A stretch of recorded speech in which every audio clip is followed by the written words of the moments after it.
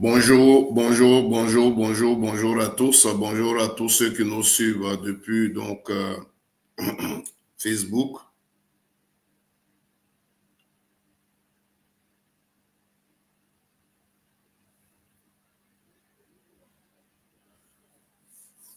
Bonjour à tous ceux qui nous suivent depuis Facebook. Merci à vous, merci de nous suivre. Merci à ceux qui nous suivent depuis YouTube.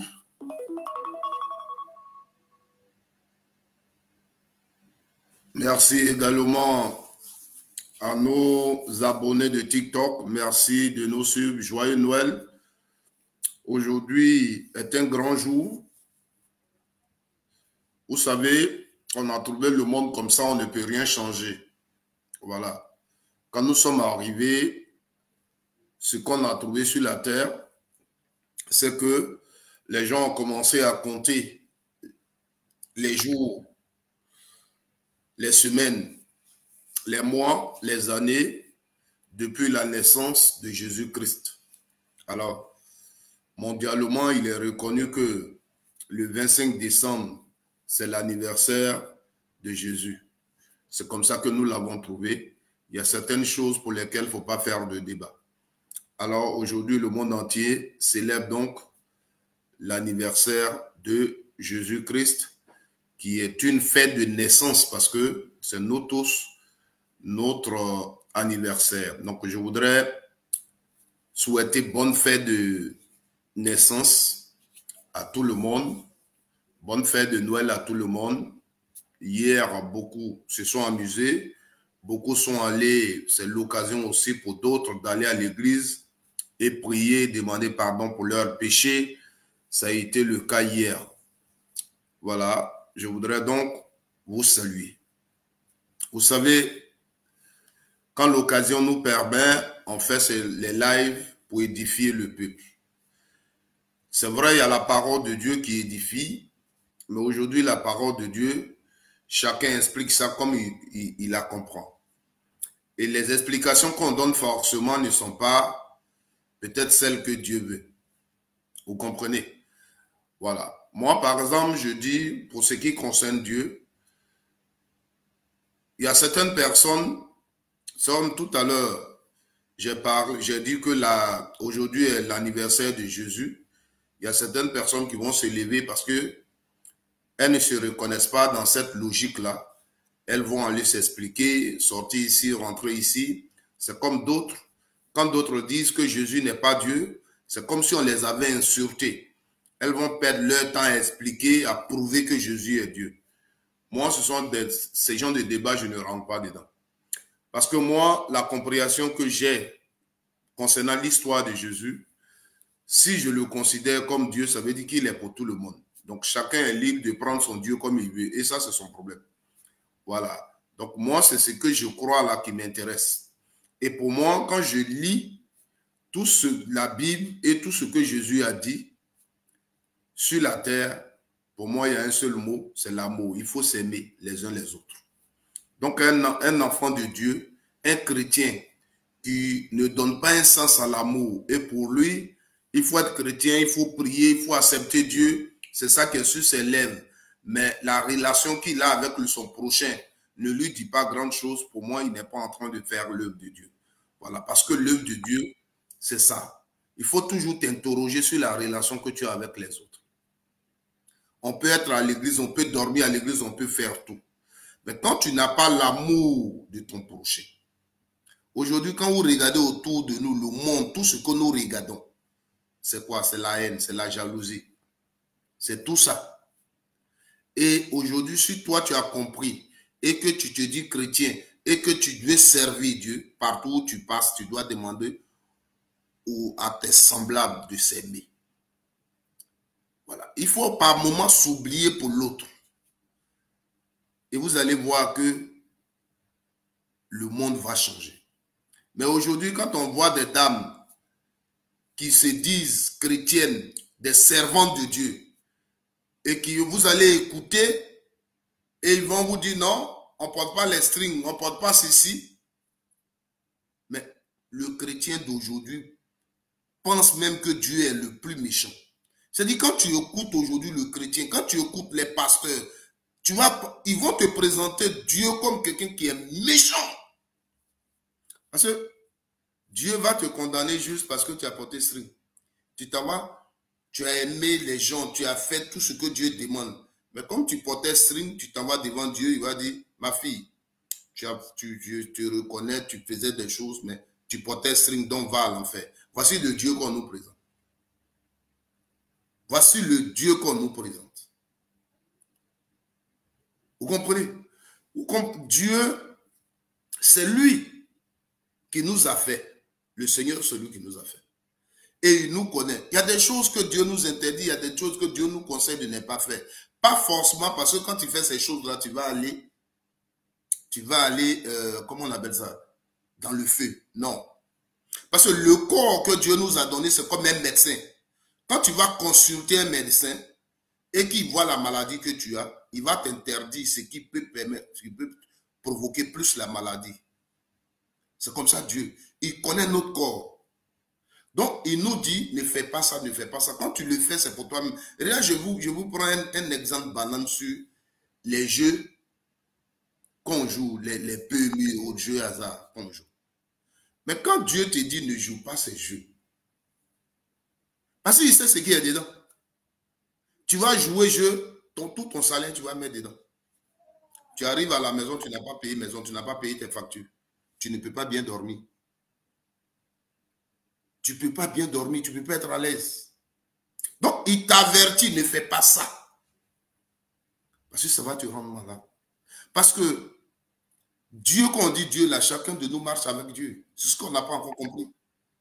Chacun de nous marche avec Dieu. Mon frère, ma soeur, tu marches avec Dieu. Dieu, c'est ta conscience. C'est pourquoi souvent, quand tu es là, tu es assis là, personne ne le sait, mais dedans, ici, un travail se passe. On dit, ta conscience te gronde. Tu as fait poser un acte. Tu es allé hier nuit, tu avais 100 000 francs dans ta poche, pendant que dans ta maison, ta femme, il n'y a pas poulet, tes enfants n'ont pas poulet. 100 000 là, tu as pris, tu t'es assis quelque part, tu les as brûlés. Ce matin, tu es venu à la maison, tu attends, tes voisins sont en train de tuer poulet. Tu es là, tu es obligé de dire tu n'as pas l'argent. Or, en réalité, toi, hier, tu avais l'argent. Mais c'est parce que tu as fait quelque chose qui n'était pas plus important. Donc, là, dans ta tête ici, là, la conscience est en train de te gronder. C'est là, c'est Dieu. C'est Dieu. Et quand tu es dans ta vie, que cette conscience ne te gronde plus, c'est que Dieu n'est plus avec toi.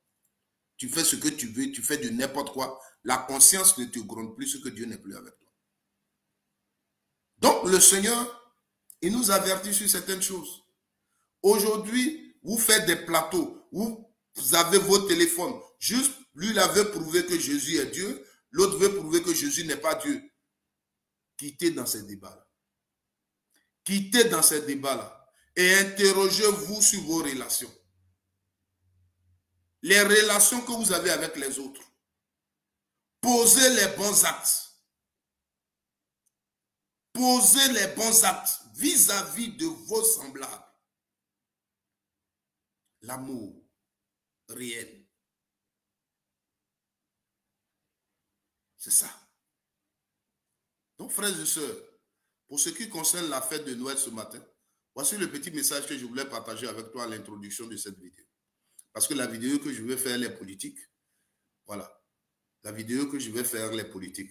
Alors, je vais vous demander de partager massivement cette vidéo pour ceux qui me regardent sur Facebook.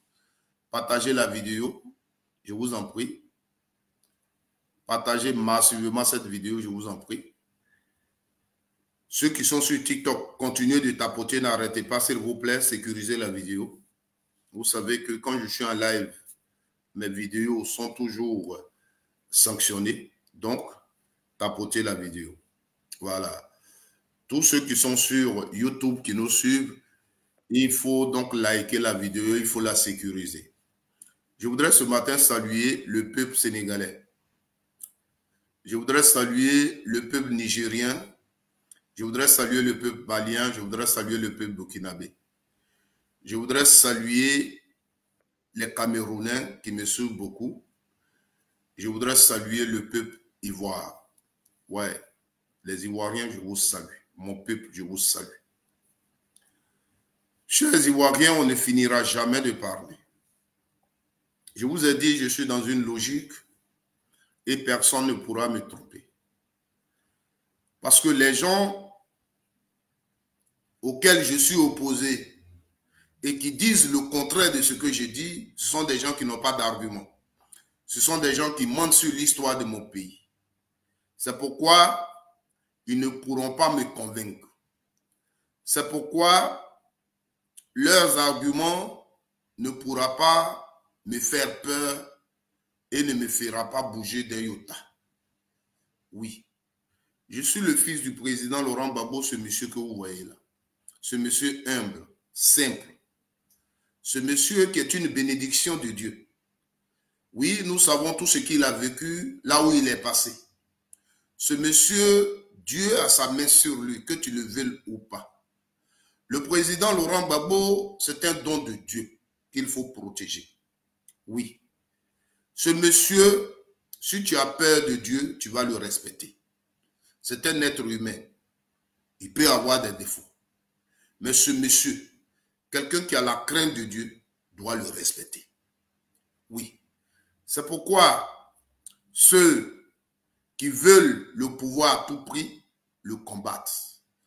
Parce qu'ils ont des pouvoirs en eux qui leur disent qui est ce monsieur.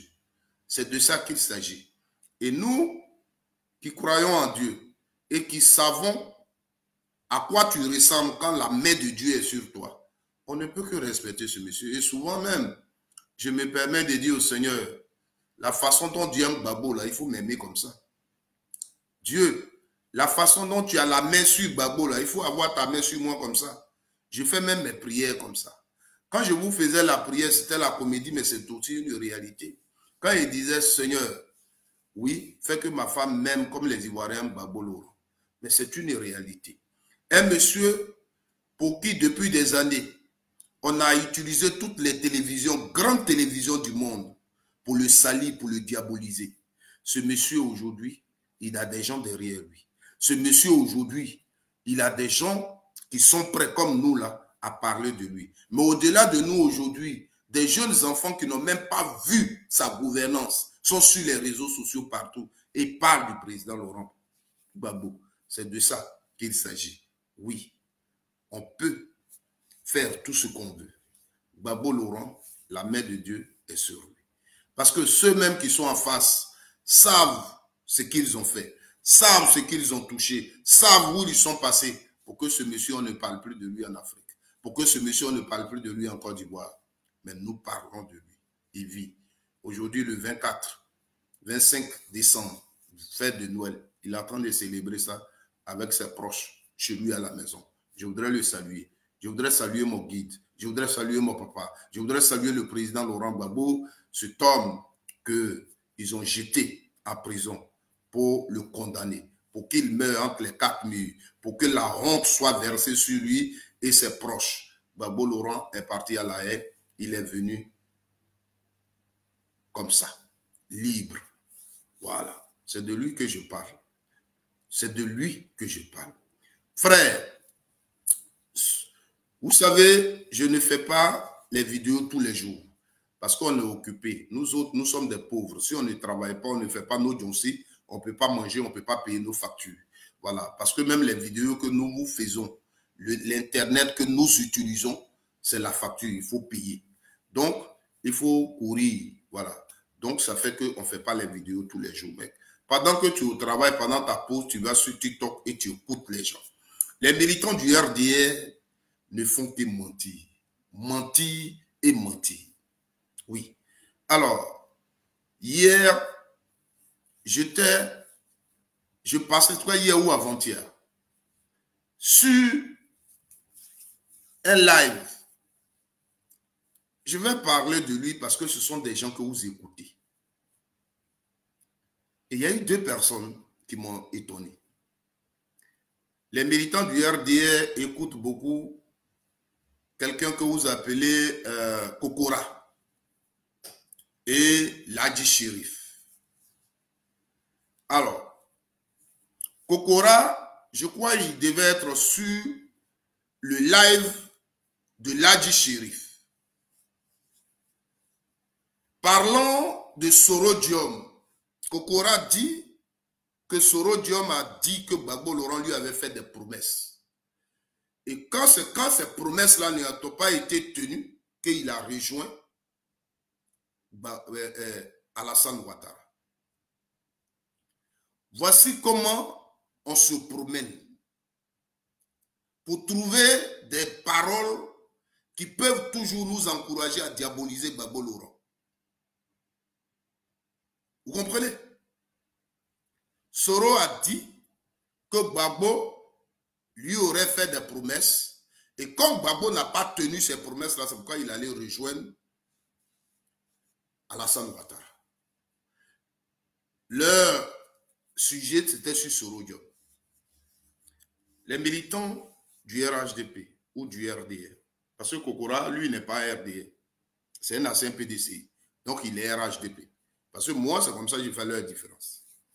Il y a les militants du RDR au RHDP. Voilà. Assumez. Dites la vérité. Vous avez accepté d'être avec Ouattara, le parcours de Ouattara, tout ce qui s'est passé, il faut que vous assumez ça. Voilà. Aujourd'hui, Soro Diom est parti, il n'est plus avec vous. Mais le parcours que Soro Diom a eu avec vous, il faut l'assumer. C'est important. Moi, je suis surpris aujourd'hui que vous soyez ceux qui jouent le vocal de Soro Diom concernant le coup d'État au Burkina Faso. Je suis étonné que c'est vous, les militants du RDR, qui jouez ce vocal-là dans vos différentes vidéos. On est tous en Côte d'Ivoire. On est tous des Ivoiriens. Quand cette affaire est sortie, Soro Diom était RHDP. Il était le président de l'Assemblée nationale.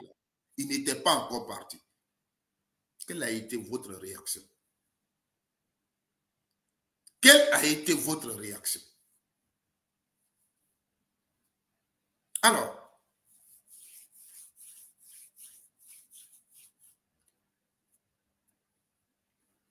Soro Diom, je mets quiconque au défi. Gbagbo Laurent a créé un parti politique en Côte d'Ivoire qui s'appelle le FPI. Je mets quiconque au défi de me montrer à quel moment Soro Diom a milité au FPI. Soro Diom a dirigé la FECI. Gbagbo Laurent était un président d'un parti politique à l'opposition.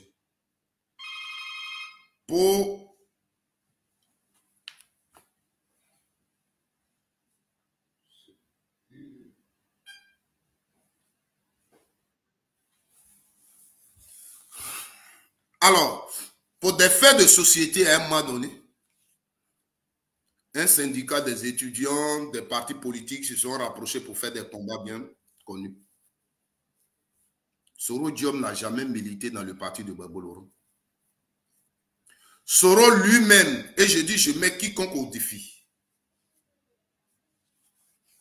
Quand Soro était président de l'Assemblée nationale, ça devait être en 2014 ou 2015, juste avant les élections de 2015. Et je donne toujours les références. À Koumansi, c'était à l'inauguration de votre siège régional de Koumansi. Allez sur YouTube, la vidéo existe. Soro Diom était parrain de cette manifestation du RDR. Le siège du RDR, le siège régional du RDR de Koumansi. Et Soro Diom était parrain.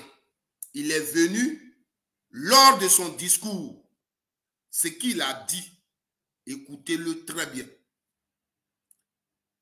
RDR, assumer des choses, c'est important.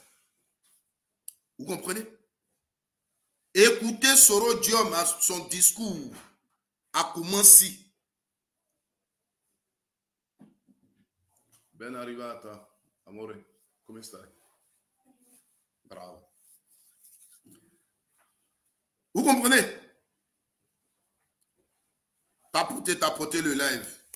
Ils ont déjà commencé. Tapotez le live. Ils ont déjà commencé. Tapotez le live. Parce que il y a des noms que je connais là. Quand les gens là sont là, c'est eux qui signalent mes lives. Ils font comme si ils sont mes amis, mais ils signalent les lives. Vous comprenez?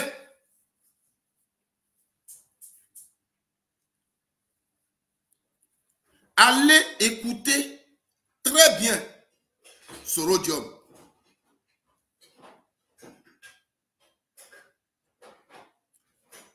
Pour vous rappeler ce qu'il a dit ce jour-là, il a dit que Ouattara l'avait invité à déjeuner et il a laissé un déjeuner présidentiel pour venir à ce meeting.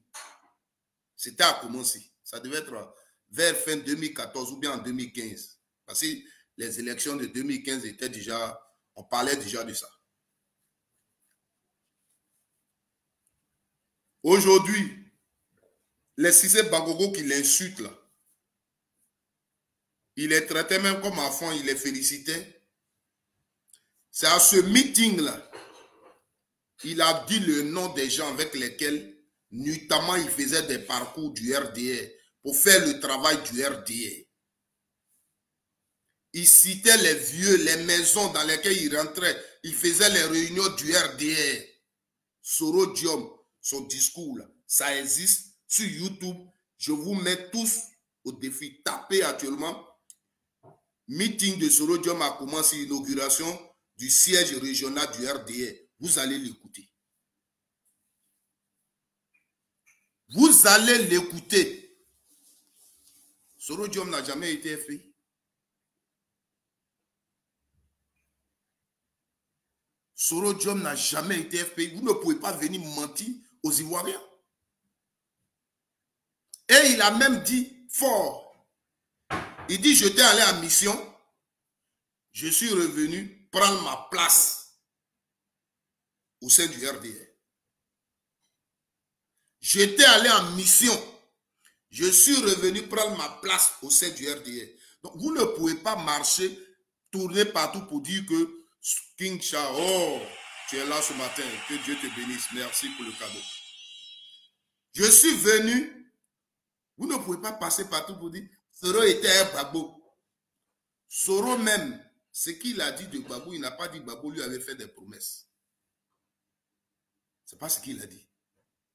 Soro dit après les élections, il allait annoncer à Gbagbo qu'il a échoué et qu'il a perdu les élections avant d'aller à l'hôtel du Golfe rejoindre Alassane.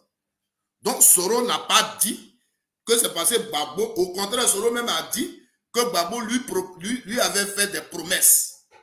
Si lui, Soro, il acceptait d'être un Gbagbo, Gbagbo dit qu'il allait lui donner des postes. Voici ce que Soro a dit. Soro n'a pas dit c'est parce que Gbagbo, la promesse que Gbagbo lui avait faite, Gbagbo n'a pas tenu la promesse que lui, il allait chez Ouattara. C'est pas ce que Soro a dit. Mais Soro, pour lui, comme c'est Ouattara qui a effectivement gagné, malgré que Gbagbo Laurent lui disait, je vais faire ça de toi, il a dit non, Gbagbo a perdu les élections, donc il va rejoindre Alassane Ouattara. Voici ce que Soro a dit. Soro n'a pas dit que Gbagbo lui a fait des promesses, et comme Gbagbo n'a pas tenu ces promesses-là, qu'il allait rejoindre Alassane Ouattara. Donc vous ne pouvez pas mentir aux Ivoiriens. On est tous là. La personne dont Sorodium a parlé et le discours existe. La personne avec qui il a eu des compromis et lui a fait des promesses, c'est bien Alassane Ouattara. C'est Soro qui l'a dit, c'est pas nous. La personne qui devait le laisser gouverner, s'il finissait son mandat et devait le laisser gouverner, c'est bien Alassane Ouattara. Donc, disons les choses telles qu'elles sont. Vous ne pouvez pas marcher sur les panels pour mentir. Pour mentir.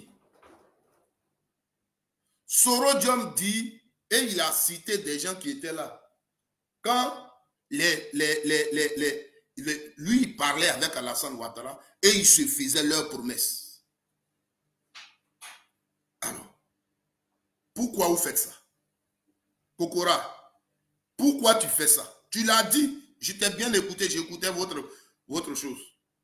Tu l'as dit. L'autre chose, l'a dit Chérif. Il devait être sur le panel de, je crois, Clarisse Noko. Il a posé une question à un monsieur qui parlait là. La question était la suivante. Comme moi, je ne peux pas rentrer dans vos panels. Quand je vous écoute, comme c'est une des questions que vous posez, celui qui veut suivre ma vidéo, et je va écouter la réponse. Il a demandé concernant le troisième mandat d'Alassane Ouattara. Est-ce que Alassane Ouattara, avant 2020, avait déjà été élu sur l'article 55 de la nouvelle constitution? Voici la question que Ladi Chérif posait au monsieur qui lui disait que Alassane est en train de faire un troisième mandat. Parce que Cissé Bakbogo nous a dit que la constitution actuelle ne permettait pas à Alassane Ouattara de faire un troisième mandat. Tapotez ce live, s'il vous plaît. Tapotez-le massivement. Faites monter le mercure. Je vous ai dit, là où la réalité se trouve, c'est là que nous sommes. Le problème de la Côte d'Ivoire, le mensonge autour duquel, parce qu'ils savent que c'est là le point de la Côte d'Ivoire. Parce que je vous ai toujours dit, la Côte d'Ivoire, sur le plan de développement, on n'a aucun problème. On a eu juste à un moment donné des gens qui sont animés par un esprit d'égoïsme. Si ce n'est pas eux, personne d'autre ne peut diriger la Côte d'Ivoire. C'est ces gens-là qui dirigent notre pays. Donc, tout ce qu'ils peuvent faire en communication pour salir, pour diaboliser, pour qu'eux, ils restent au pouvoir, c'est cette communication-là qu'ils peuvent faire. Mentir. Sinon, la Côte d'Ivoire n'a aucun problème de développement, frères et sœurs. Et tout à l'heure, je vais encore vous répéter pourquoi je le dis. Alors, je vais répondre à cette question simplement. Parce que quand vous faites vos panels, quand vous parlez sur les réseaux sociaux, vous dites que vous êtes des intellectuels. Mais nous qui avons le niveau CP1, on compte sur vous pour nous édifier. Nous, on compte sur vous pour nous édifier. Mais quand vous parlez comme ça, la Côte d'Ivoire vient de loin. Les Ivoiriens ont souffert. Vous tenez le pays. Vous ne pouvez pas nous traîner dans la boue, dans le mensonge à chaque fois. Ça fait combien d'années vous mentez sur l'histoire de la Côte d'Ivoire? Ou c'est vous seul qui avez raison?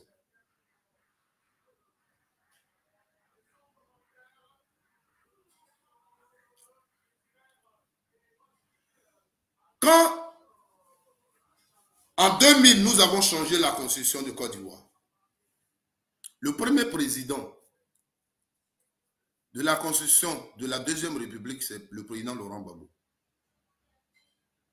Le deuxième président, c'est Alassane Ouattara. C'est sous la constitution de la Deuxième République qu'il a, je vais, pour ne pas vous ficher, il a été élu en 2010. Et il a gouverné. Il y a eu une crise post-électorale et il a gouverné en 2011. Il a commencé à gouverner en 2011. Alassane Ouattara a été élu réélu en 2015 avec la constitution de 2000, c'est-à-dire la constitution de la Deuxième République. En 2016, il nous appelle au référendum. La constitution qu'il propose a été votée. Même 2016, là, c'est lui, Alassane Ouattara, qui a promulgué cette constitution. C'est sur quel article il s'est arrêté pour promulguer la constitution. Et quand il a promulgué la constitution, est-ce qu'elle est rentrée en vigueur ou pas? Parce que si toi, tu dois faire allusion à l'article qu'il a élu. Mais si c'est cet article-là, si c'est sur ça qu'on doit se baser, que c'est l'article qu'il a élu, donc lui, on ne peut pas promulguer une constitution puisque ce n'est pas l'article de la constitution là qu'il a élu. Donc, il se base sur quoi? Dans la constitution là, quel est l'article qui lui permet de promulguer cette constitution? Puisque ce n'est pas l'article 55 de la nouvelle constitution, sur ça qu'il a été élu. Donc, en quoi son pouvoir, il a un pouvoir sur la troisième, sur cette constitution? C'est quand vous dites que vous êtes intellectuel, que vous parlez, écoutez-vous.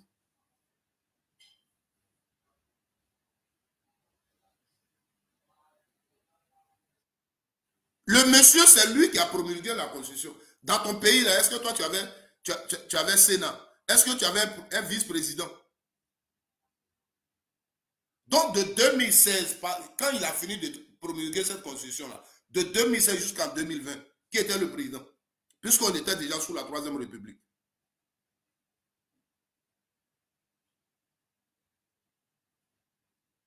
Donc, une Constitution qui ne l'a pas, sous laquelle on ne l'a pas élu, lui, il utilise les articles de cette Constitution, il utilise le pouvoir de cette Constitution, et puis il gouverne.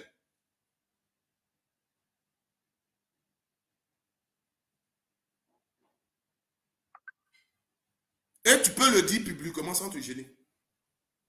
On ne l'a pas élu avec l'article 55 de la nouvelle Constitution. Alors, pourquoi il utilise le pouvoir que cette Constitution lui confère au gouverner? Et on te dit, si c'est Bangogo qui est un professeur reconnu et qui a même contribué à mettre cette Constitution sur place, nous a dit, et il n'est même pas le seul, le ministre de la Justice, des gens devant les députés de la nation, nous ont dit, si le président de la République, là, il se présente, je brûle mon doigt. Je mets mon doigt au feu. Il ne se présentera pas. C'est pas ce qu'on nous a dit ici. Quand Cissé Bangogo parlait là, c'est pas les articles de la Constitution là qu'il a cité. La vidéo n'est pas là.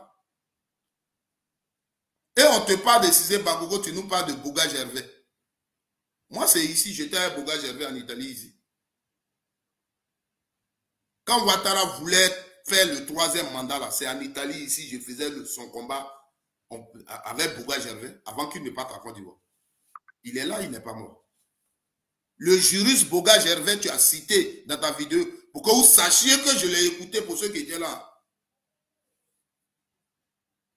Boga Gervais, c'est en Italie, ici, en France, partout, il tournait partout pour dire non au troisième mandat de Ouattara. J'ai même sa vidéo sur ma page. Je l'ai interviewé après un meeting qu'on a eu à faire à Parma. Kadi Seri était là.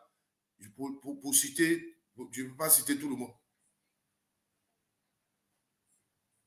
Je l'ai interviewé, la vidéo, là, ça y est, là, sur mes trucs.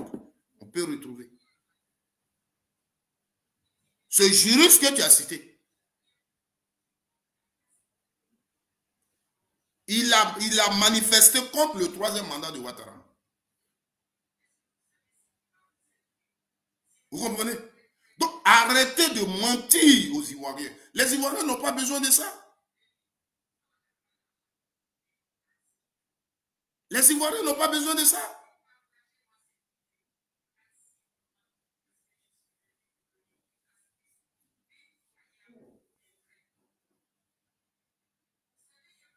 Ce matin, je vais vous dire une chose.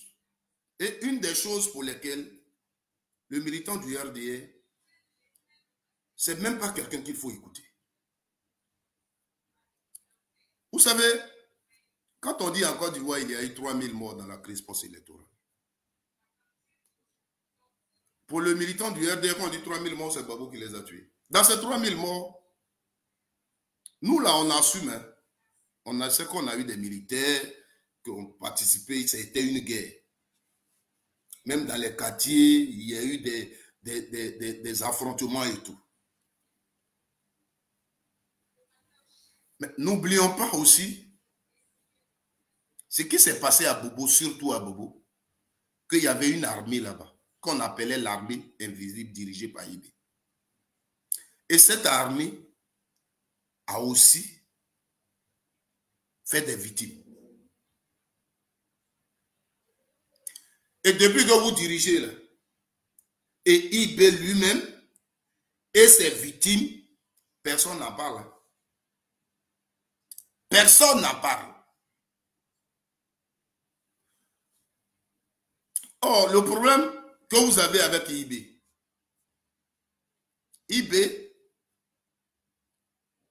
depuis le coup d'État où Gueye a été président,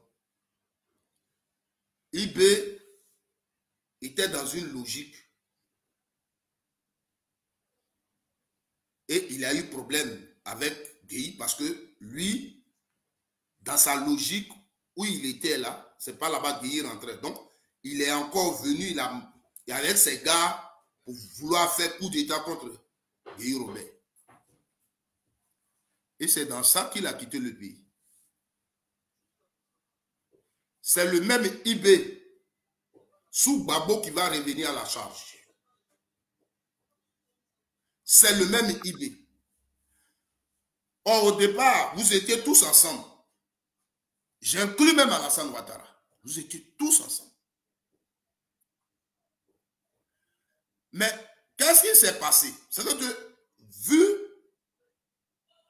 l'engouement d'IB dans cette rébellion et le travail qu'il a fait depuis le début, la France va vous aider à calmer IB. Quand nous, on était là et puis on a appris qu'ils ont attrapé IB, mais si IB, on l'avait attrapé pour la Côte d'Ivoire, on allait le rapatrier. On allait le mettre dans la main de la justice ivoirienne. IB, on l'a gardé quelques jours en France. Après, on l'a libéré. On l'a mis, comment on appelle ça, sur résidence surveillée. Parce que ici, vous deviez réorganiser le système au niveau de la rébellion. Au sein de cette rébellion, tous ceux qui étaient fidèles à IB, d'autres ont été mis en prison. D'autres ont été simplement déjà, ils ont fini avec eux. Mais c'était des nordistes. Ils se battaient aussi pour la même cause. Pourquoi vous n'avez jamais parlé d'eux? Pourquoi vous n'êtes jamais levé pour dire nos frères ont été fait ceci pendant même la rébellion des les nordistes, les doulas qui sont morts là-bas d'après vous? Pourquoi vous ne parlez pas d'eux? Pourquoi? Beaucoup dans cette rébellion-là, beaucoup sont morts. À Boaké, à Korogo, à Man, où vous étiez là, des gens sont tombés. Pas la cause de l'armée ivoirienne, mais entre vous là.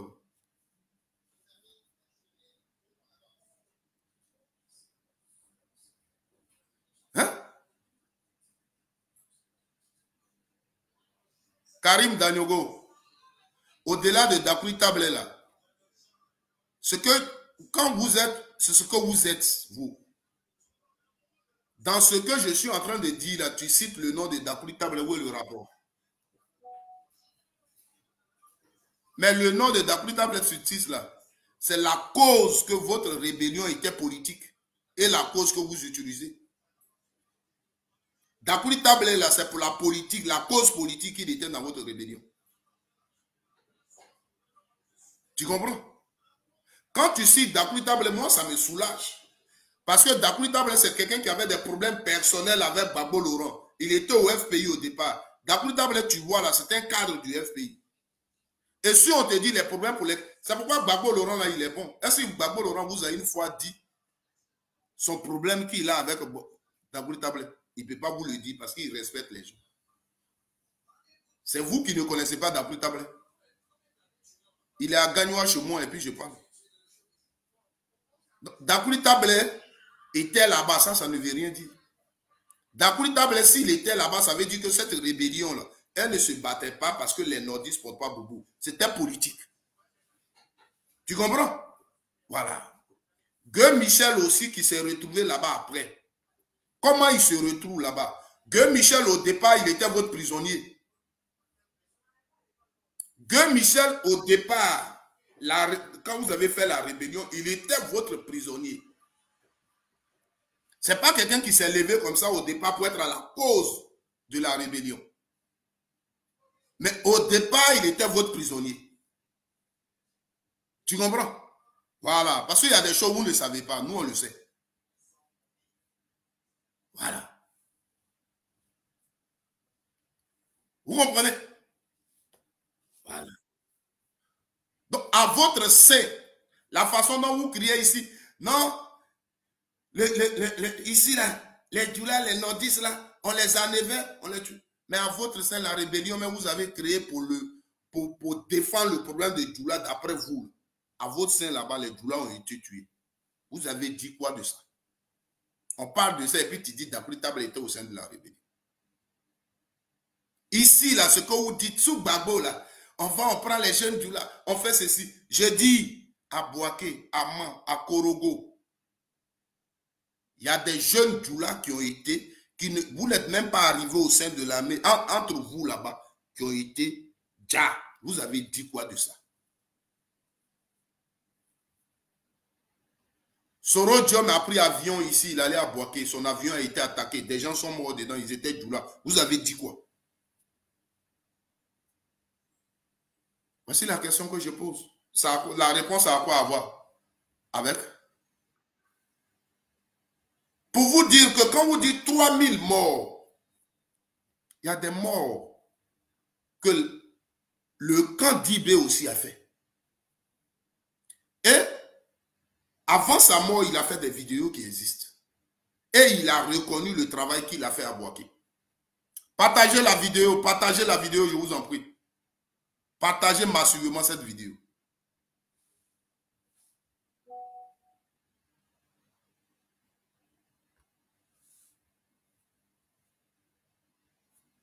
Vous comprenez?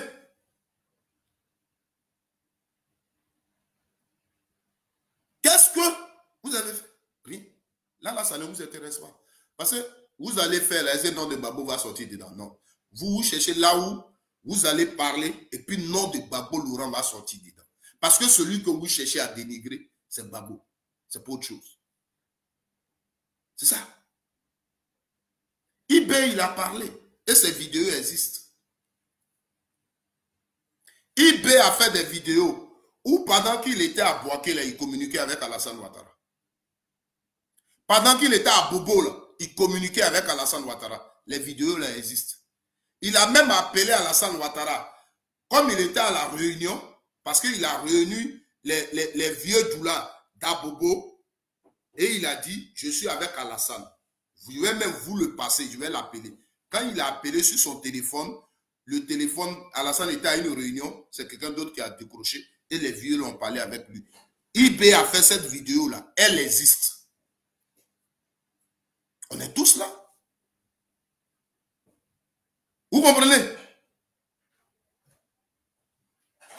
eBay le dit dans ses vidéos. eBay n'est pas venu après l'arrestation de Gbagbo. Après l'arrestation de Gbagbo, là, il y a eu combien de jours pour que vous finissiez avec eBay? eBay parlait avec Alassane Ouattara. Dans son opération, il est venu. Encore, il était installé à Bobo. Il parlait avec Alassane Ouattara. Il a même dit dans sa vidéo, il savait que j'étais là et je faisais déjà le travail. Et ils sont rentrés. On apprend, on dit des gens sont rentrés. eBay dit, c'est lui qui allait libérer BAE de Yopougon. C'est lui qui a libéré le camp commando de Yopougon. C'est lui qui a libéré le camp commando d'Abobo. Tout ça, c'est lui qui l'a fait. Et vous saviez qu'il était là. Voici sa vidéo. Attendez. Je vais vous faire écouter ça. Je vais vous faire écouter juste une partie de la vidéo.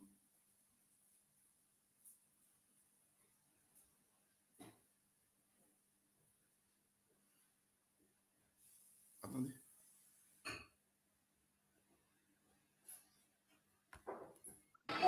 On savait que la BAE était la plus forte des miliciens. Donc pour déstabiliser les miliciens, il fallait faire tomber la BAE. Cette tactique, ça ne s'invente pas. Ça ne se ramasse pas au marché. Ça s'étudie ça. Et pendant 4 heures de temps, dirigé par mon adjoint, la BAE est tombée. Avec toutes leurs armes. Et nous avons pris le camp commando de Yopougon, tout. Et on a sécurisé Andokwa. Et à grande surprise, vers 19h, on apprend qu'il y a une colonne qui arrive sur l'autoroute. On ne nous dit rien. On ne m'appelle pas pour me dire, IB, tes frères arrivent, ou bien tant. Rien. Parce qu'ils ont des grosses armes. Ils ont été armés par d'autres personnes.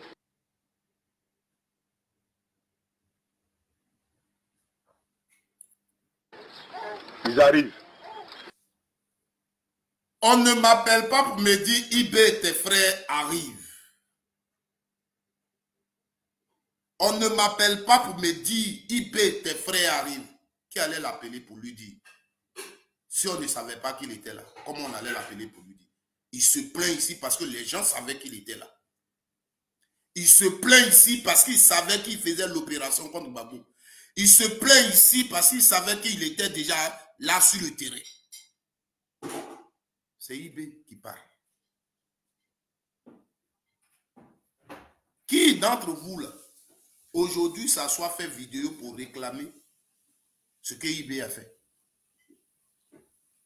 Qui d'entre vous compte les victimes d'IB, les victimes de son armée?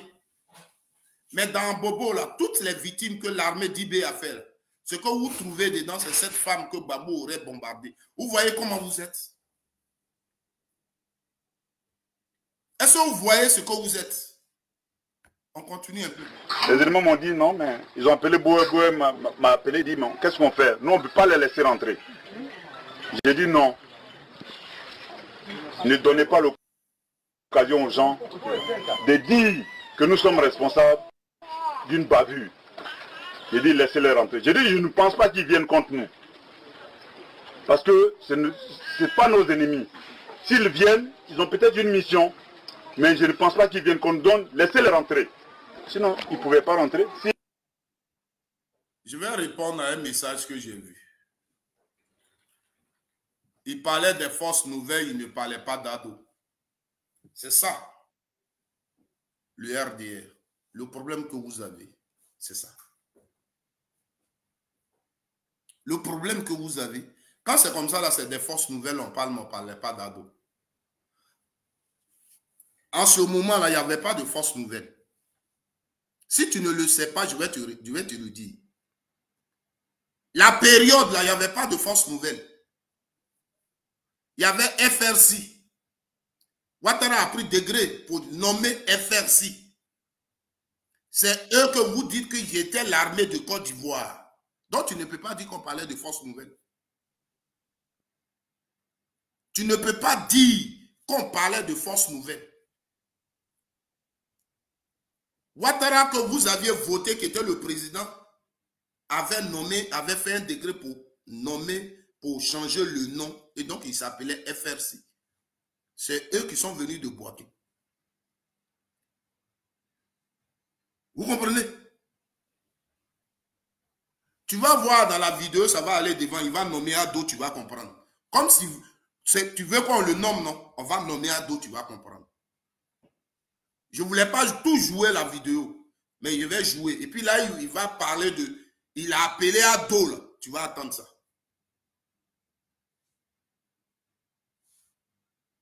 Tu comprends?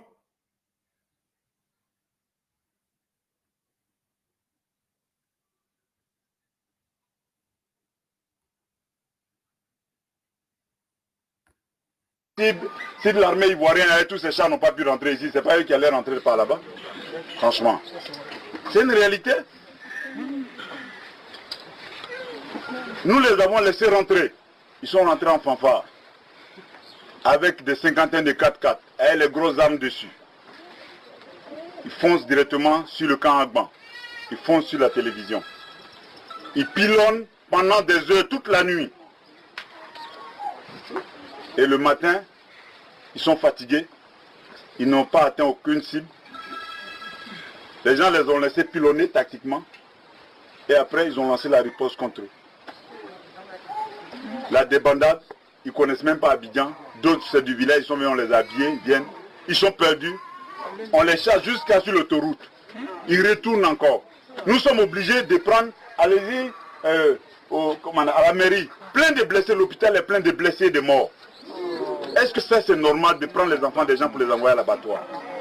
Vous arrivez dans un village, il y a un chef de village qui est là. Le minimum, allez-y lui dire bonjour.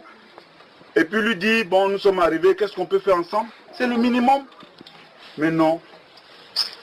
Les messieurs tout puissants nous veulent nous écraser. Mais ils oublient que Dieu est derrière nous et que vous êtes derrière nous. Tactiquement, moi j'ai dit à mes hommes de replier. Nous avons pris le côté Yopougon, Andokwa et zone industrielle. Nous avons sécurisé ce côté. Et nos côtés habituels, notre base ici. Et on s'est mis en stand-by. On s'est mis à préparer nos troupes parce qu'on sait que la suite, ça ne sera pas facile. On s'est mis au repos en préparant nos hommes psychologiquement et nous les avons laissés le terrain. Comme ils sont venus pour libérer Abidjan, nous les avons laissé le terrain.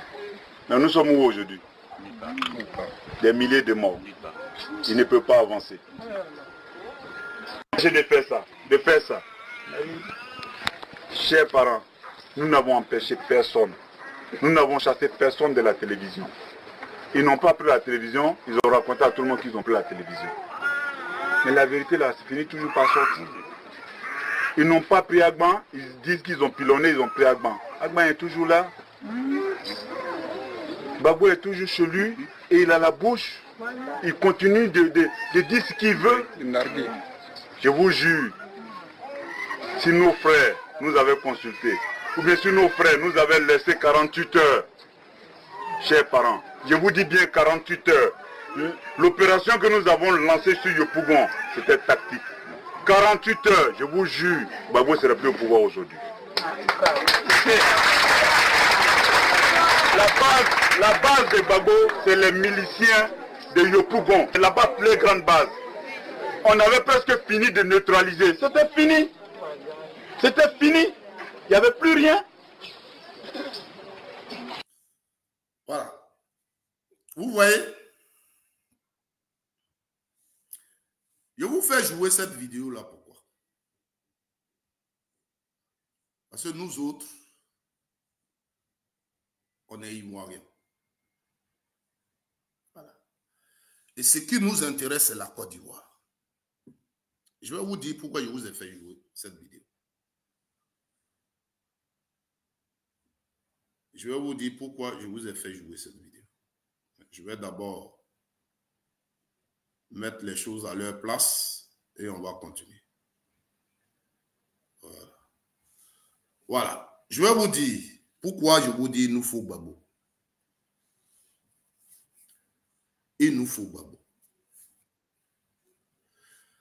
Vous voyez, vous venez d'écouter IB. IB qui depuis 99 est dans tous les trucs de fusils de guerre qu'il y a eu en Côte d'Ivoire. IB, c'est lui que vous venez d'écouter. Et quand vous écoutez IB, vous allez comprendre que le combat,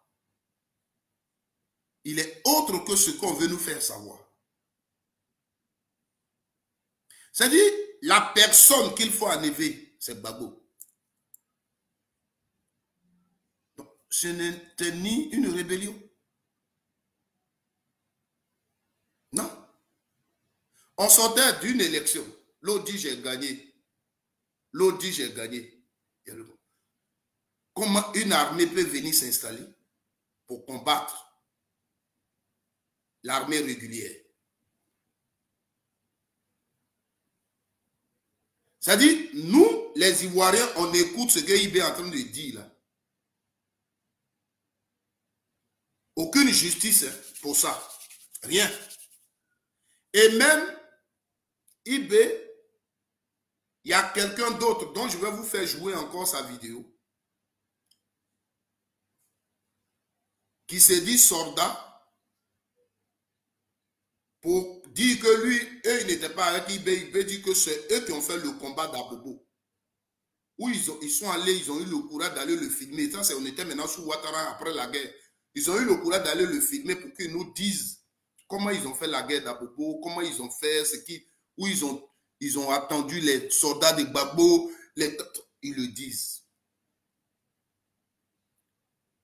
Je ne sais pas, moi quand je regarde tout ça, je me dis, quand on dit 3000 morts, ceux-là, leurs victimes, on les a enlevés dedans et c'est pour Gbagbo qui est 3000.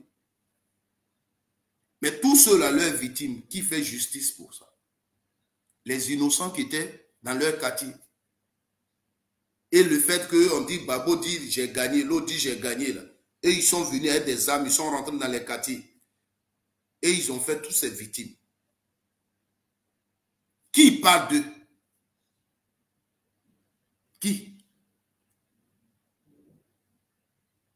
Parce qu'ils le reconnaissent, hein. Voici les témoignages.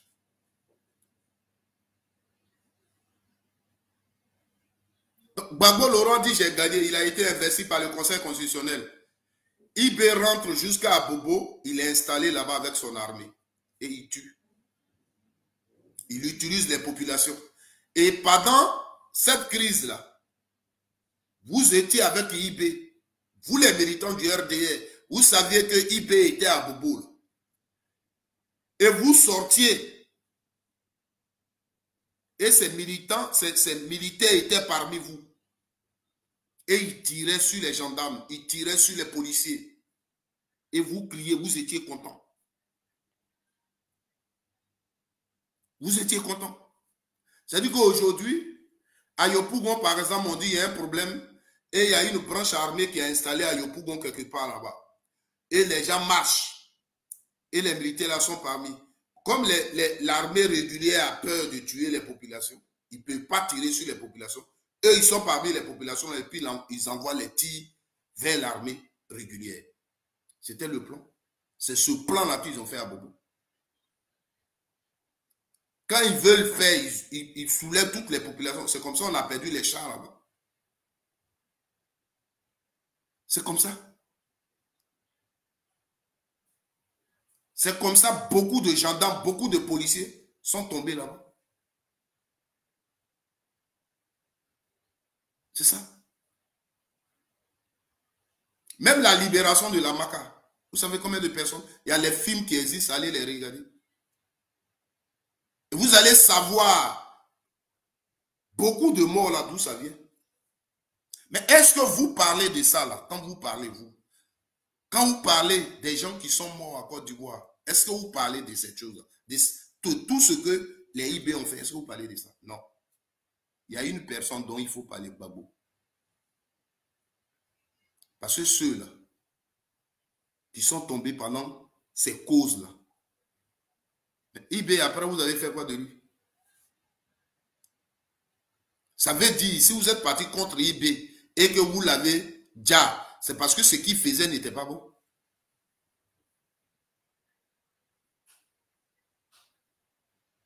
Vous êtes parti jusqu'à la haine. Aujourd'hui, les proches d'IB, les victimes d'IB, qui parlent d'eux? Qui?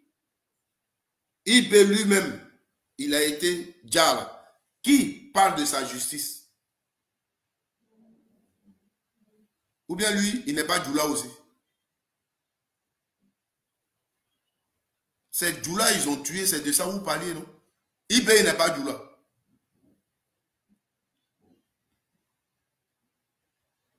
Et c'est vous qui allez rencontrer des choses. Vous êtes remplis sur les réseaux sociaux.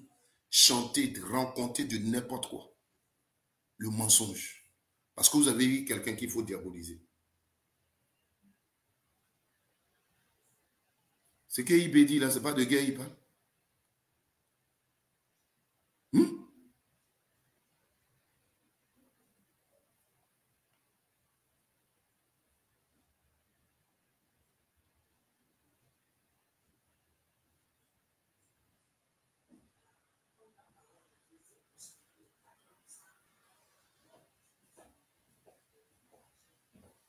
Est-ce qu'on avait besoin de tout ça?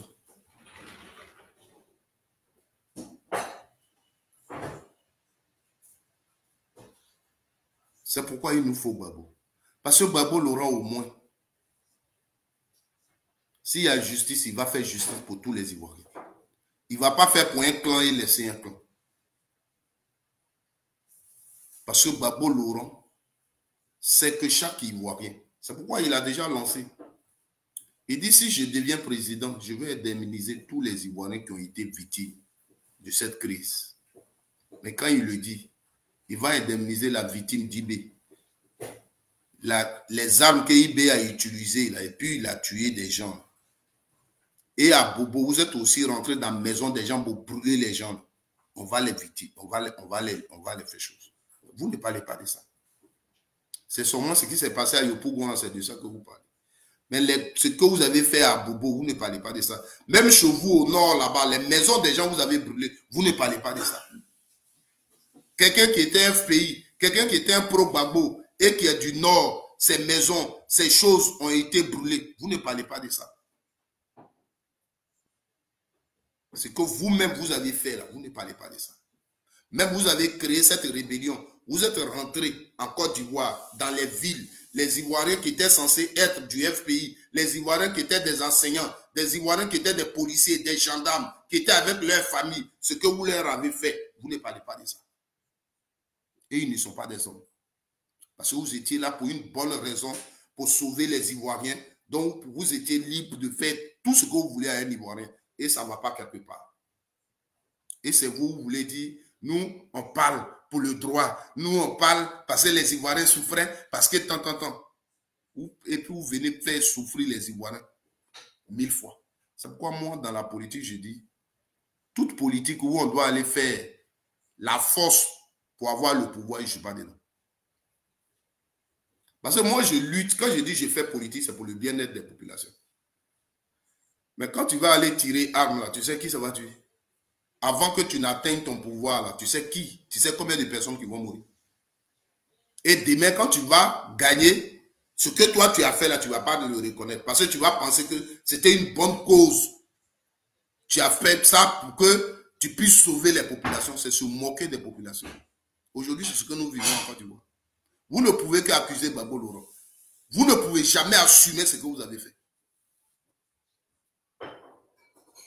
Vous ne pouvez jamais assumer ce que vous avez fait. Des vidéos traînent même. Voilà, regardez. C'est ici qu'on prenait les pro-Gbagbo là. C'est ici qu'on les mettait d'abord. Et puis ici, après, on les faisait choses. Tout. Ici, les vidéos existent. Mais parmi vous, les gens du RDL, qui revendiquent aussi ces vidéos-là? Puisque vous êtes des gens, vous êtes des humains, et vous ne voulez pas qu'on maltraite les gens. Qui parle de ça? Là où vous revendiquez les choses, vous allez tout faire pour que ça soit en rapport avec Gbagbo. Votre rébellion a tué vos propres frères, vous ne parlez pas de ça. Ce qui vous intéresse, qui a tué Gueye? Parce qu'en disant Gueye, vous allez dire c'est Gbagbo qui l'a tué. Donc là, ça vous réconforte. Mais si, à côté de Gueye, le même jour quelqu'un est mort, vous n'allez pas parler de lui. Parce que vous savez que si vous parlez de lui, vous n'allez pas dire qui l'a tué. Et les gens comme ça, là, moi, je ne leur donne pas du crédit. Ils ne peuvent que mentir. Ils ne peuvent que monter des choses. C'est tout. Et c'est ce que vous êtes. Vous ne pouvez que...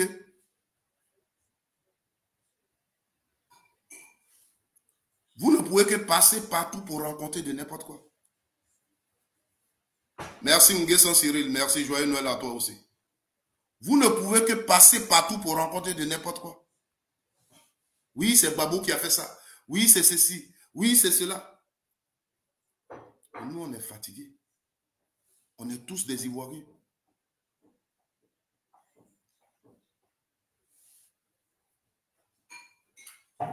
On est tous des Ivoiriens. Pendant combien d'années vous mentez aux Ivoiriens? Pendant combien d'années vous frustrez les Ivoiriens? Et c'est vous qui savez ce qu'on appelle marginaliser les gens. Mais là où vous parlez de la justice, les autres Ivoiriens qui vont parler d'eux, c'est vous qui êtes au pouvoir? C'est vous qui êtes au pouvoir? Si vous pensez qu'on doit rendre justice pour des gens qui sont tombés, mais faites la justice pour tous les Ivoiriens. Tapotez le live. Le live ne monte pas.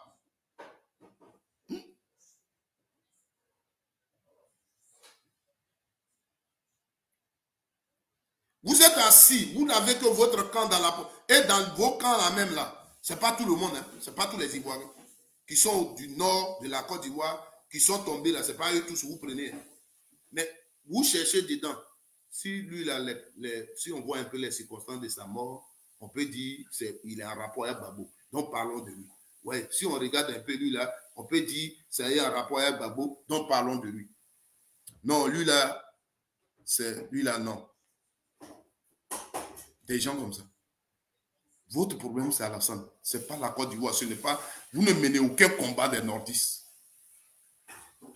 Vous ne menez pas de combat pour les nordistes. Arrêtez de mentir aux Ivoiriens. Arrêtez. Hier, quand vous êtes opposé à Soro, tous ceux qui supportent Soro au nord, là, ce sont vos ennemis. Hier, à un meeting de Sorodium au nord, un enfant, vous l'avez déjà là-bas. Son affaire, allez où? Vous avez pris 2 jeunes là. Ils ont même témoigné comment ils ont reçu l'argent pour aller tuer ce jeune. Or, ça là, si c'était passé sous Gbagbo Laurent, on était mort. Sous Gbagbo Laurent, on ne pouvait même pas faire meeting. Sous Gbagbo Laurent, on ne pouvait même pas faire meeting. Sous Gbagbo Laurent, on ne pouvait même pas faire meeting. Sous Ouattara, meeting de Sorodium. Vous avez poignardé un enfant au nord. Et ce n'est même pas au nord de la Côte d'Ivoire. On est tous là. Vous n'en parlez pas. Vous n'en parlez pas.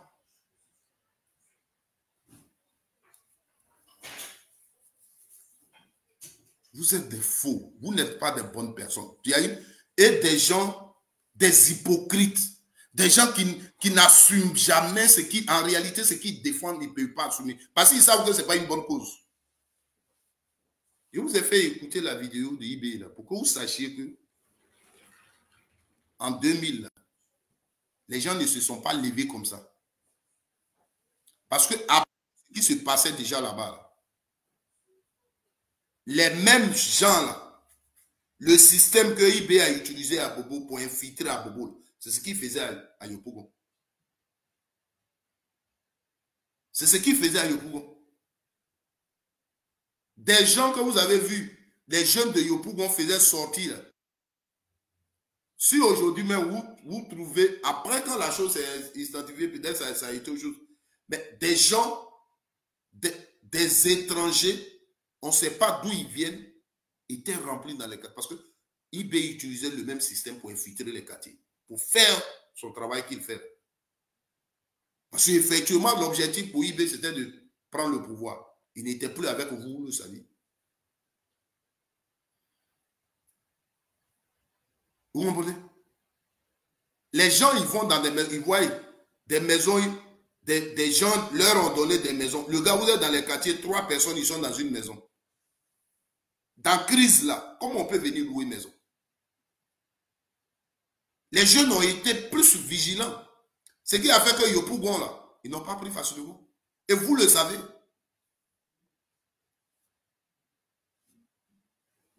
Et c'est ces gens-là qui étaient victimes.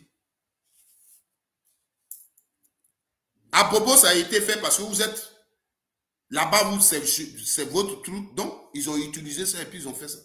Les gens ont infiltré. Et tous nos soldats, moi qui vous parle ici, là, mes frères sont tombés à bout. L'autre, là, ils étaient partis en patrouille et ils ont tiré. Les gens se sont cassés devant Fitissac, là. C'est là qu'on les a tués. L'autre, il venait du boulot. Il est descendu du Baka. Il n'est même pas chose. Un policier, il vient du boulot. Quand c'est dans le quartier, on sait que c'est policier, on l'a déjà. Un jeune BT qui est policier, on l'a déjà repéré. Il descend du Baka. Bah, ils l'ont tué, ils ont pris son pistolet, ils sont partis. Ça s'est passé en Côte d'Ivoire. Mais ça, vous ne le savez pas. Vous ne savez pas comment, dans les conditions dans lesquelles nous, on a perdu nos parents. Qui parle de ça? Mais c'est vous, vous allez vous asseoir à longueur de journée, parler de vos problèmes. IB était obligé de s'asseoir à Bobo avec une armée. Quelle raison qui poussait IB à s'asseoir à Bobo avec une armée?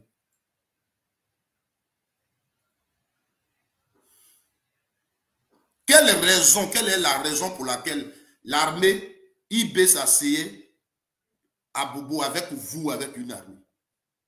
Quand il était là-bas, contre vous, les militants du RDA, il faisait son truc. Les déplacés de guerre d'Abobo, là, c'était vous, les militants du RDA. Mais vous étiez avec eux dans les rues. L'antenne d'Abobo, vous avez mis feu dedans. Avec des gens qui ont été brûlés. Les images existent. Est-ce que vous en parlez? Est-ce que quand vous avez pris le pouvoir, vous avez parlé même de cet incident? Les gens qui ont été incendiés là-bas, est-ce que vous avez parlé d'eux?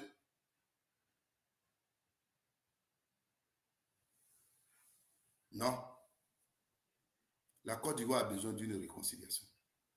Si vous ne voulez pas, et que tous les jours, c'est vous qui devez être sur les réseaux sociaux pour accabler quelqu'un, pour parler de quelqu'un, mais sachez que des gens ont des cœurs meurtris.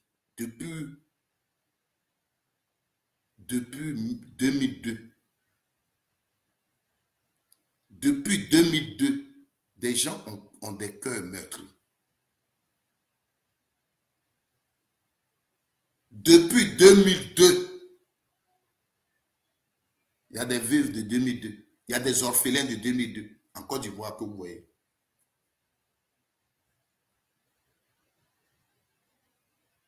Parce que toi, tu ne portais pas Boubou. Parce que tu ne portais pas Boubou, que tu penses que c'est une bonne raison. Il y a sa veuve. Il y a son orphelin. Est-ce que quand tu t'assois, tu parles de la Côte d'Ivoire, là, tu penses à eux? Parce que tu as lutté, vous avez envoyé un président, il nous a donné pont. Donc, parce qu'il nous a donné pont, c'est fini. Ça te donne, toi, toute la liberté, toutes les raisons de dire tout ce que tu veux. Mais moi, je vais te dire ce matin que tu es dans un faux combat. C'est toi, en réalité, tu es en train de détruire la Côte d'Ivoire. Parce que prends le temps d'aller te cultiver sur la Côte d'Ivoire. La Côte d'Ivoire officielle date de 1960. La Côte d'Ivoire officielle date de 1960. Va et te cultiver sur l'économie de la Côte d'Ivoire. Et pose-toi juste une question. Gbagbo Laurent que tu accables et que tu accuses de tous les noms aujourd'hui, quand il prenait la Côte d'Ivoire en 2000, quel était son statut économique? Positif ou négatif? Réponds à cette question. D'aucuns vont aller dire, c'est parce qu'il a créé parti politique. Oui, c'est lui qui a créé tous les problèmes à Oufoué. Il a créé parti politique, il a fait ceci, il a fait cela. Donc on a eu les problèmes économiques, c'était lui. Juste. C'est-à-dire que parce que j'ai créé parti politique et je faisais mes marches politiques et je faisais mes revendications, je suis le responsable des problèmes économiques de mon pays. Mais celui qui a créé une rébellion dans ce pays-là n'est pas, lui, il n'est pas responsable des problèmes économiques. Mais lui qui a créé parti politique et il faisait ses meetings, il faisait ses revendications, lui, le pays a des problèmes économiques, on dit c'est lui. Mais une rébellion armée dans un pays, on ne peut pas l'accuser. Vous voyez? La question, quand Gbagbo Laurent prenait le pouvoir en 2000, quel était le statut économique de la Côte d'Ivoire?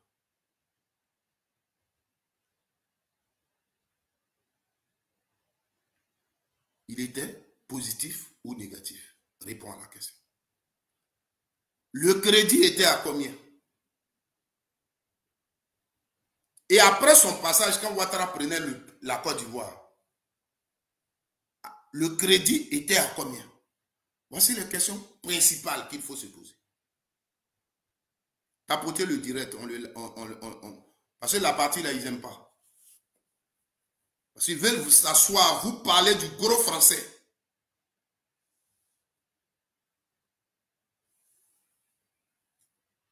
Voici la question. Les plateaux télé ont fait tout ça, c'est zéro.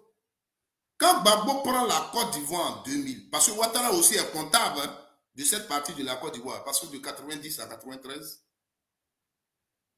il était le premier ministre spécial qui était venu pour apporter sa contribution, un technocrate que la Côte d'Ivoire avait besoin, parce que tout le monde savait déjà que ça n'allait pas en Côte d'Ivoire sur le plan économique. Vous comprenez? Donc, il y avait une proposition de liste, mais parmi ces listes, il y avait des Français. C'est comme ça.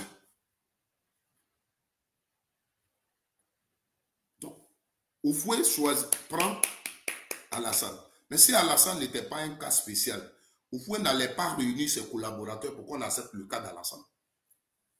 Demandez, on va vous dire. Alassane qui est là, il est président de la Côte d'Ivoire. pour nommer celui qui est son premier ministre, il est obligé de consulter quelqu'un. Mais c'est parce que Ouattara est un cas spécial, qu'avant que Oufoué ne le nomme, il a consulté ses collaborateurs. Ce sont des faits qui existent. Vous comprenez?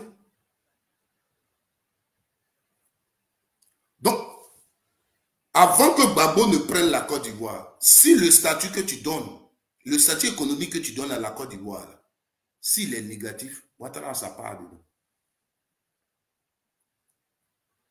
Ouattara a sa part dedans. Vous comprenez? Donc, si tu prends là où Gbagbo a pris le statut que tu donnes, jusqu'à ce que Ouattara prenne, le chiffre que tu vas trouver, le premier chiffre crédit et le second chiffre que tu vas trouver à la fin. Si le chiffre est moins, c'est-à-dire si tu as trouvé 6 et que là-bas tu trouves 4, ou bien tu trouves 3, si le chiffre est moins, demande, crédit il est parti comment? Banque, ils ont annulé ou ça a été payé. S'ils ont annulé, pourquoi ils ont annulé? Qui a fait la politique pour qu'on annule? Parce que si c'était sous Ouattara que tu apprenais qu'on a annulé crédit, tu allais applaudir Ouattara. Regarde comment il est fort. Il a fait des diplomaties, ils nous ont annulé la dette. Toi, tu allais le dire. Mais comme il s'appelle Gbagbo, tu ne peux pas. Mais là, ça n'a pas été annulé, mais ça a été payé. Mais si toi, tu prends crédit à la banque et que tu construis ta maison, et que moi je viens et je paye le crédit que la banque, tu devais à la banque là, qui a construit la maison? C'est toi ou c'est moi? Donc si la Côte d'Ivoire, avec crédit de 6 000 milliards, et qu'avec les 6 000 milliards, on a eu des constructions, et que sous Gbagbo, dans les 6 000 milliards, Gbagbo a payé aussi. Mais ça veut dire que les constructions qu'on avait déjà, Gbagbo aussi a contribué à la construction. Je répète, de 1960 jusqu'à quand Gbagbo prenait la Côte d'Ivoire, on dit notre crédit là, était plus de 6 000 milliards. Pendant la gestion de Gbagbo, il a payé aussi. Crédit, là, il a diminué. Ça veut donc dire que c'est que 6 000 milliards là à faire. Gbagbo aussi, il a ses réalisations dedans. Parce que vous aimez dire, il n'a rien fait. Si c'est 1 000 milliards, il a payé dedans, dans la réalisation d'avant, Gbagbo aura 1 000 milliards de réalisation dedans. Si c'est 2 000 milliards, il a payé dedans, dans la réalisation d'avant, Gbagbo a 2 000 milliards de réalisation dedans. Ou bien, ce n'est pas une logique. C'est comme aujourd'hui, Ouattara construit en crédit. C'est votre technocrate en crédit que vous avez envoyé sur le plateau. C'est son chiffre que j'utilise toujours. Moi, je n'utilise pas de chiffre. Il dit on doit 25 000 milliards de crédit. OK. En 2025, là, si Ouattara s'en va, parce qu'il va partir, le président qui va venir, si les gens qu'on doit la disent, bon, nous pour l'instant, on ne peut pas vous donner crédit, hein, comme il en avait fait pour Gbagbo. Parce que c'est comme ça. Eux, ils te mettent la pression. Ils peuvent dire on ne te donne plus de crédit. Parce que tu as leur crédit. Donc, paye notre crédit. Voici nous les conditions pour que tu payes notre crédit. On va par exemple dire, paye, tu nous donnes 1 000 milliards par mois.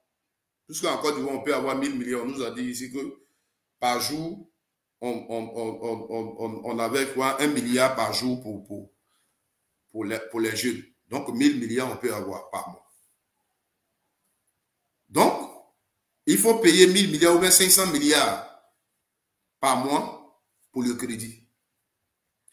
Celui qui est là après Ouattara, là, il va payer 500 milliards par mois pour rembourser le crédit que Ouattara a pris pour payer, pour faire pont, pour faire route. Qui a fait ça? Qui a fait route? C'est Ouattara ou c'est celui qui est en train de payer le crédit? C'est quand vous parlez, vous ne savez pas. Un pays, c'est nous tous qui contribuons. Quand demain, on va dire Ouattara n'est pas là. Comme il est parti, on va dire ce qu'il a fait là. Il a fait, c'est pour la Côte d'Ivoire. On ne va pas payer crédit pour ça.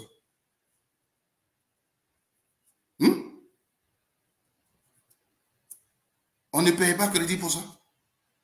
On ne va plus payer. Moi, j'ai pensé que vous allez vous asseoir pour dire non. Bon, là, on a fait ça à 100 000 milliards. C'est la Côte d'Ivoire qui a financé. Donc, Ouattara, sa gestion au niveau des ressources de Côte d'Ivoire a construit un pont. On ne doit rien. On a fait des réalisations. C'est la Côte d'Ivoire, on ne doit personne. Mais des crédits que nous tous, on va payer. Si Ouattara s'en va demain, celui qui vient derrière lui, peut-être lui-même là, il va plus souffrir. Parce que peut-être Ouattara qui est là et lui, comme c'est vous là, c'est d'en faire des brillés là qui vous prend, il fait peut-être des compromis pour avoir des crédits. Demain, celui qui va venir va dire, ah, compromis ça là, moi ça ne me va pas. Ça ne me va pas. Ils vont dire, ok, si ça ne te va pas, nous, il faut donc nous payer notre argent comme ça. Ils vont s'imposer. Lui aussi va dire, ok, j'accepte parce que ce que vous me demandez là, je ne peux pas faire. Donc, j'accepte de payer votre argent. Donc, pendant que lui, il paye leur argent, il ne prend pas crédit et il rembourse l'argent. Il ne pourra peut-être pas faire les routes que Ouattara faisait. Vous allez dire, il ne fait rien.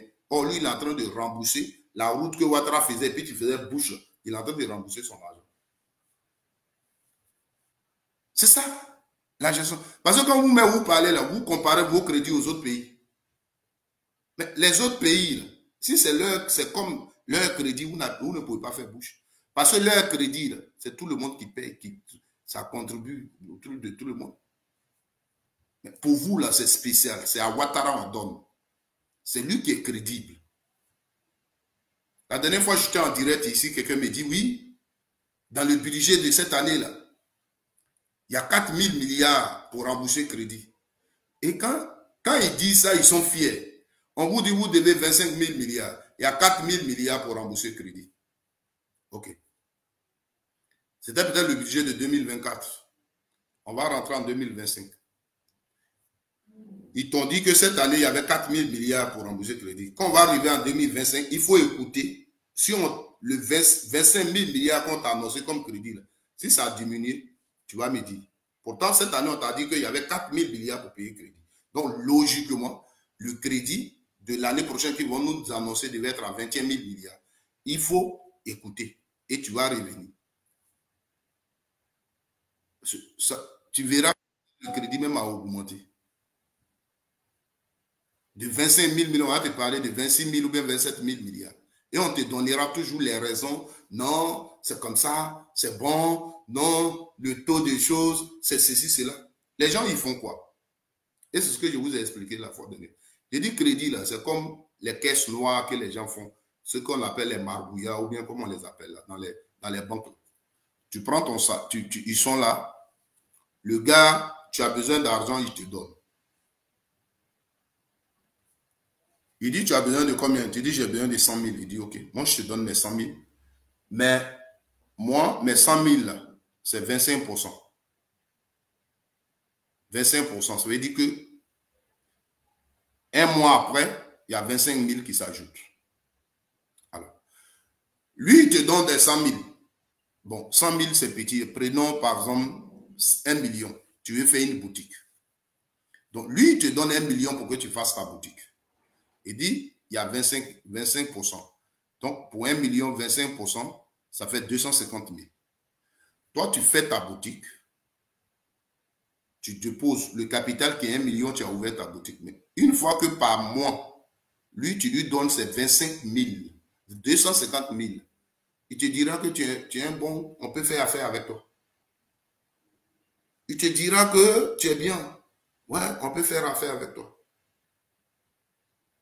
C'est ce qu'il va te dire. Mais tu lui dois toujours, hein, c'est 1 million là.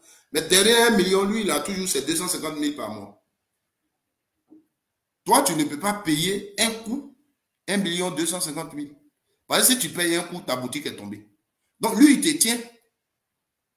Toi, tu travailles, tu lui donnes 250 000. C'est comme ça.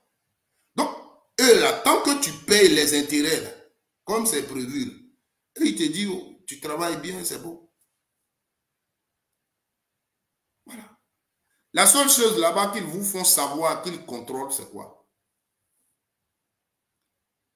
Quand tu payes pour eux, et que tu as aussi pour payer le salaire, les choses, et ils te disent que tu fais bien.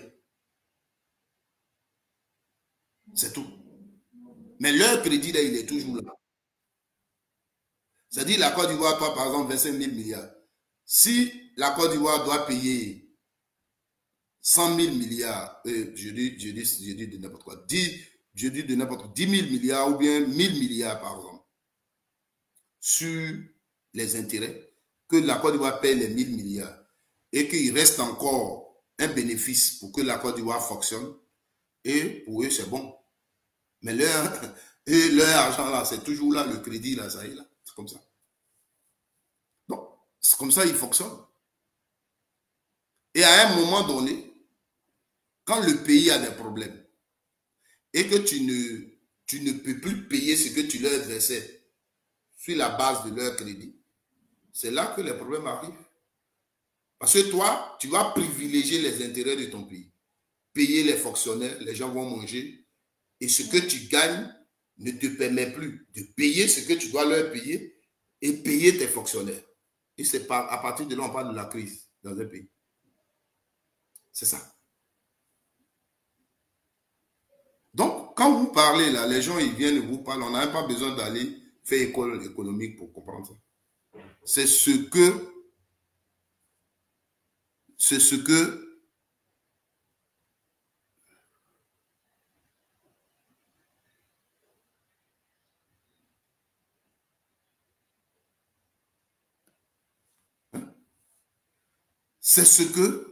on dit. Tout ce que vous voyez, les gens qui... Je ne sais pas maintenant si ça existe encore. C'est comme une banque. Tu es dans une banque, comme on est ici, là, souvent même dans nos banques, là, le banquier, chez nous ici, pourquoi on te donne un crédit à la banque? C'est bon qu'au pays aussi, c'est la même chose. Il suffit que tu as un travail et tu as un contrat indéterminé, ce qu'on appelle CDI. Tu l'as, la banque même peut te demander, tu as besoin d'argent pour te donner.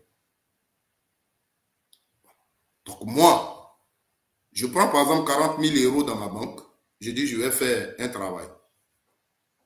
Je vais au pays, je crée une entreprise. Ici, on me coupe mon salaire pour rembourser les 40 000 euros.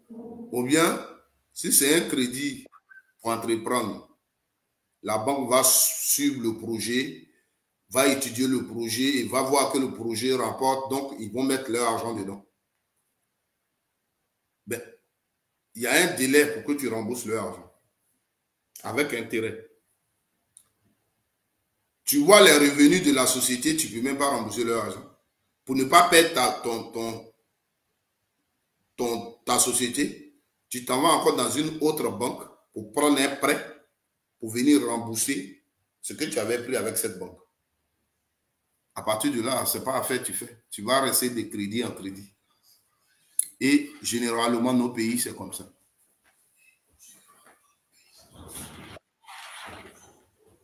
Les gars, je vais vous quitter. Voilà ce qu'il vient de voir là. La poupée de Jérusalem, elle est dans une situation pas possible. Si je ne laisse pas ça là, mes intérêts sont menacés. Donc, les gars, les militants du RDR veulent juste Ouattara pour les raisons que seuls savent. Ils veulent maintenir Ouattara au pouvoir, ils veulent nous imposer Ouattara. Et pour eux, la seule personne qui est opposée à Ouattara, c'est Gbagbo Laurent. Donc, tout ce qu'ils peuvent trouver pour diaboliser Gbagbo, c'est ce qu'ils trouvent. Tout ce que les Ivoiriens traversent, tous les problèmes des Ivoiriens, ce n'est pas leur problème. Tout ce que les Ivoiriens vont dire, même ils vont dire... Vous comprenez? Mais nous, on est là. Que je voudrais vraiment que vous le compreniez et sachiez que on est déterminé. C'est la conviction. Nous sommes là. Bonne fête de Noël à vous. Que Dieu puisse vous bénir dans vos maisons. Je vous ai dit, faire l'œuvre de Dieu, c'est aimer son prochain. Tout ce que vous faites, faites-le avec conviction. Ne sois pas dans quelque part parce que l'autre côté, là, il y a quelqu'un que je n'aime pas. Donc, Je suis prêt à faire tout. Parce qu'à partir de là, tu peux mentir, tu peux faire tout. Même l'autre côté, on peut faire des conneries, tu n'auras pas le courage de faire tout avec conviction. Je suis au PPRCI avec conviction. Mais s'il y a les choses qui se font dedans qui ne vont pas bien, je vais les dénoncer. Voilà. Donc, il faut qu'on aime la Côte d'Ivoire dans un premier temps. Le pays d'abord, avant tout. Souvent, quand je fais mes vidéos et puis je vous dis, en Côte d'Ivoire, il n'y a pas de doula. Je ne le dis pas pour frustrer quelqu'un, mais c'est la vérité parce que c'est le problème en Côte d'Ivoire. Quand je vous dis, cette histoire de nous les nordistes, il faut arrêter ça. Et c'est parce que je sais que j'ai un peuple dans mon pays qui est dans la partie nord du Côte d'Ivoire, qui est des peuples qui ont des noms et qui ont des cultures qu'il faut valoriser. Parce qu'aujourd'hui, il y a des gens qui se plaisent à dire nous les nordistes et qui se cachent derrière ça. Parce que, or, ces gens-là même n'ont pas d'origine, n'ont pas de village, n'ont rien au nord, mais ils se disent nous les nordistes, par leur patronyme, ils se disent qu'ils sont des nordistes. Et c'est des choses qu'il faut arrêter. Parce que c'est ça le problème. Voilà. Aimons la Côte d'Ivoire. Aimons la Côte d'Ivoire. C'est de ça qu'il s'agit. Que Dieu bénisse chacun de vous. Merci à tous.